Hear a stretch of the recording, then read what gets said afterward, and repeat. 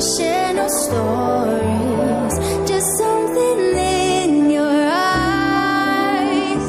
दिव्य नेत्र के today's current affairs श्रृंखला में आपका स्वागत है। आज का पहला प्रश्न है, कौन सा देश 2025 तक स्पेस स्टेशंस लॉन्च करेगा? तो इस प्रश्न का उत्तर हो जाएगा ऑप्शन नंबर ए, रूस। रूस की आंतरिक एजेंसी ने कहा कि 2025 में अपने स्वयं के स्पेस स्टेशंस को लॉन्च करेगा। रूस की अंतरिक्ष एजेंसी रोसकॉस्मोस है। रूस इंटरनेशनल स्पेस स्टेशन परियोजना से हटने पर विचार कर रहा है।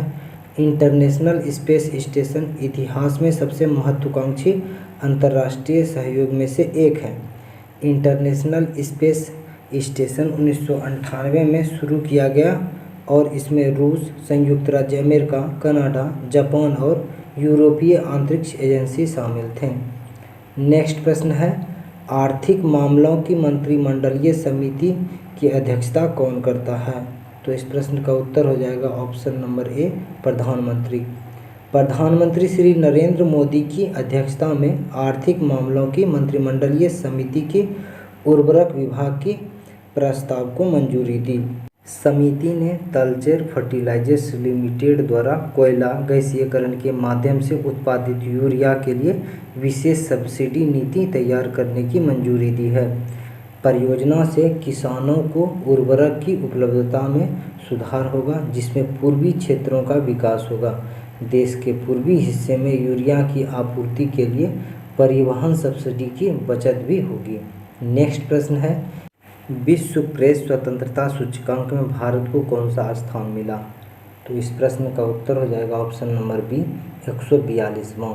रिपोर्ट्स विदाउट बोर्ड द्वारा विश्व प्रेस स्वतंत्रता सूचकांक जारी किया जाता है। इंडेक्स में भारत को 180 देशों में 142वां स्थान मिला है। रिपोर्ट्स के अनुसार भारत को पत्रकारिता के लिए खराब माना गया है। पहले स्थान पर नॉर्वे, इसके बाद फिनलैंड और डेनमार्क का स्थान है। नेक्स्ट प्रश्न है, किस मंत्रालय ने स्टार्टअप इंडिया सीड फंड योजना की शुरुआत की है? तो इस प्रश्न का उत्तर हो जाएगा ऑप्शन नंबर डी, वाणिज्य एवं उद्योग मंत्रालय।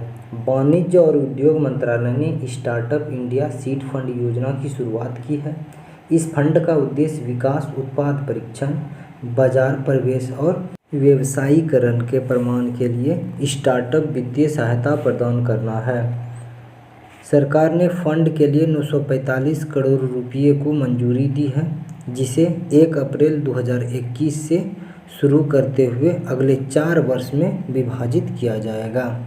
इस योजना का पूरा करने के लिए 300 इनक्यूबेटर बनाए जाएंगे और देश के लगभग 3600 स्टार्टअप्स को मदद दी जाएगी। नेक्स्ट प्रश्न है, हाल ही में किस देश के राष्ट्रपति का युद्ध के मैदान में निधन हुआ है? तो इस प्रश्न का उत्तर हो जाएगा ऑप्शन नंबर सी, चाड।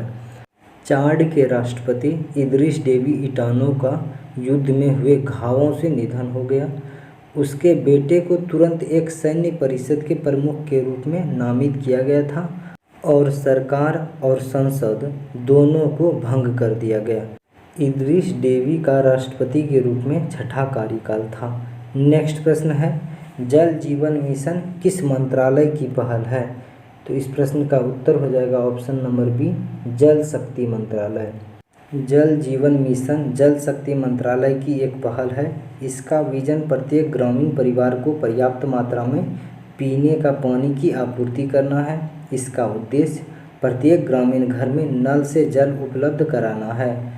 राज्य को जल जीवन मिशन के तहत हर गांव को हर घर जल बनाने का लक्ष्य को प्राप्त करने में मदद मिलेगी।